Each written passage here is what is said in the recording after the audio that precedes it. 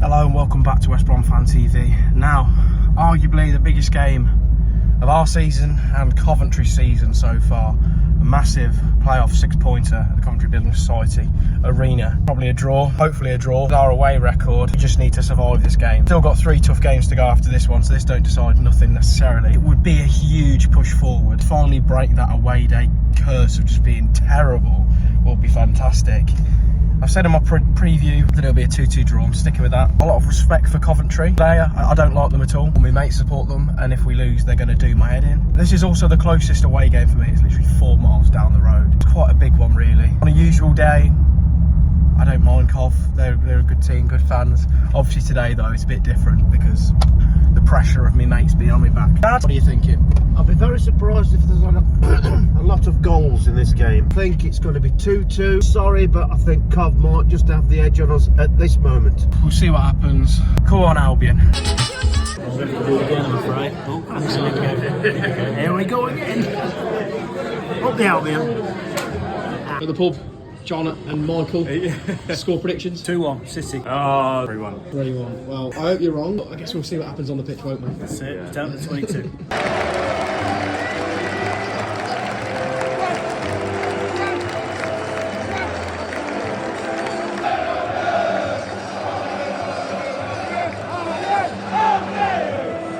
Some atmosphere in here from both sets of fans. First time I've seen this place full. It's rocking. Need it more often.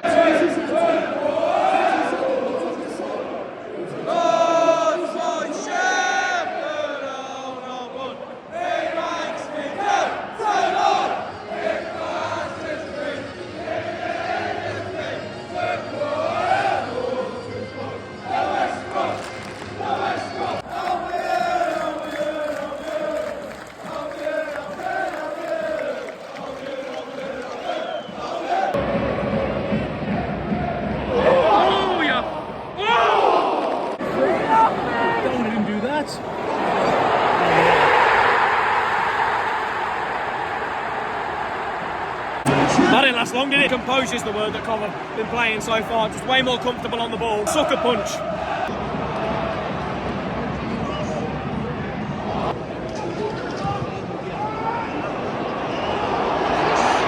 Half time at the CBS, if you can hear me. Very, very poor from Albion in that first half. Barely had a sniff. Cov have been all over us. There were times in that first half where we couldn't get out of our own half. I don't really know what to say. I haven't got a lot of hope for the second half after what I've just seen. It did seem slightly more positive at the end, I guess. Oh, abysmal.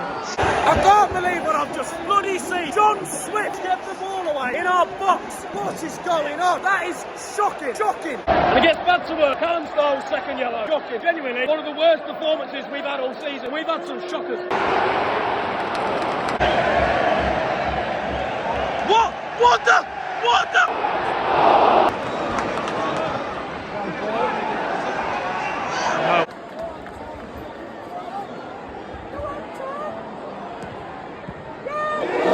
The field position is indicated a little bit past 4 minutes.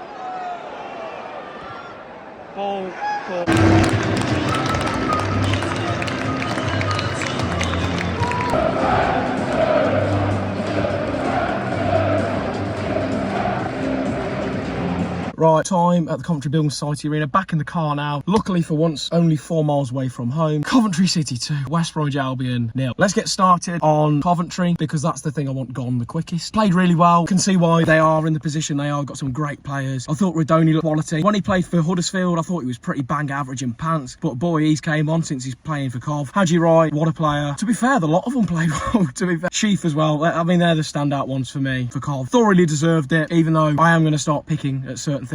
Second thing I want to bring up, the referee. Thought it was a bit one-sided. I've had a few Cov mates text me, so I know that for sure. The lengthy part that I want to talk about is our performance. It was really, really poor. First half, Cov just outplayed us, to be honest. Nothing else you can really do. We tried, we huffed and puffed, couldn't break them down. Half time, Mowbray decides when in the first half it looks like we need someone to run in behind, a striker, maybe an Armstrong, maybe a DK who can hold the ball up for Lancashire so he stops getting bodied. No, he brings on 2 midfielders. One of them is too nonchalant on for me. It's borderline lazy at times. Swift, who gave away the second goal. I am baffled what he is doing, to be honest. He might as well have been playing marbles with his legs crossed on the floor, because it was so easy to just dispossess him, and I still don't have a clue what he was doing. It really infuriates me. And the second sub he made was Diangana, which in a Diangana game is great, but today weren't a Diangana game. He's a techie midfielder that likes to weave, and, you know, he's not someone who necessarily drives forward. He stands, does a skill, beats a man, plays it off. We didn't need that. We needed someone up top to run in behind and create a bit more, and to maybe win a few headers and that, create a bit of space, drag a few Cov players out, but he didn't do that. The other player that we needed to bring on, as well as an attacker, was a midfielder, a defensive midfielder, who can hold the ball, who's secure like Diakite. He's made the subs at the complete wrong time. He made them midway through the second half. The goal, obviously, we conceded by Swift. Minutes later, Styles was sent off. From then onwards, there was no hope.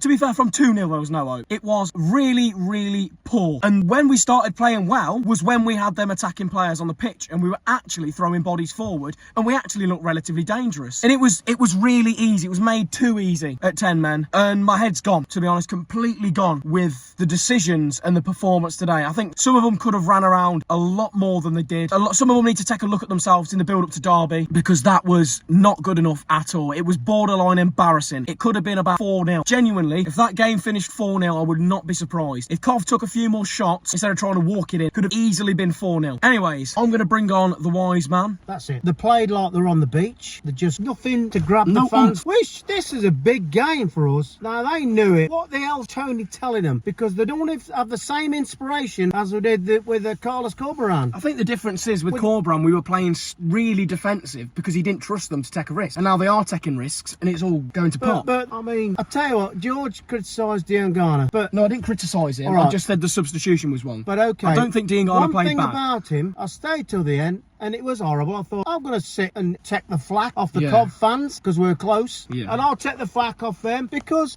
our players deserve it, and we have to suffer it because of their performance and the manager's decision. But Diangana came up right close, and he was willing to take any shit that was going to give to him. And he was going to take it on behalf of the team. I appreciate that, you know. I think we all do. You can tell he cares. He knew we were out of order. But he was there to be shit on and counting and shouting at. Fair play to Diangana for that. Just to say, Diangana ain't up for criticism. But he's not in the firing line for that game. I was more on about Swift for the nonchalantness. Diangana's a different type of player. He's more of a technical player. Terrible. It's just, I just thought the substitution was wrong. But that's nothing down to him. Played as hard as he could. No fault. The things at the end, Bartley seemed to lose his head a little bit with the fan. I'm not sure whether it was what happened, but he didn't seem too happy. Yeah, the majority of fans came over and clapped. Asante as well. Fair play to him. He came over, clapped us. You know what? I still love that man. I think he's a great player and wish him all the best. Got a lot of time for him. He's a great bloke. Fans were apparently pepper sprayed at half time. Didn't see it, so I can't say too much on it. I think it was one of them, really. I mean, if our fans are getting pepper sprayed, at least pepper spray the Cov fans as well, but we don't know if that happened, so we can't really comment. Move on to next season from the looks of it. Yeah. But let's see what we do on Monday. I'm going to nibble a bit. We'll be there next season, you know. I'll be there. We'll be in the same division. We'll see. You know what Stan Laurel says? You can take a horse to water, but a pencil must be lead. I don't know what that means. But yeah, fair play to Cov. Enjoyed the playoff. Thank you for watching. Up the Albion, coming you Baggies.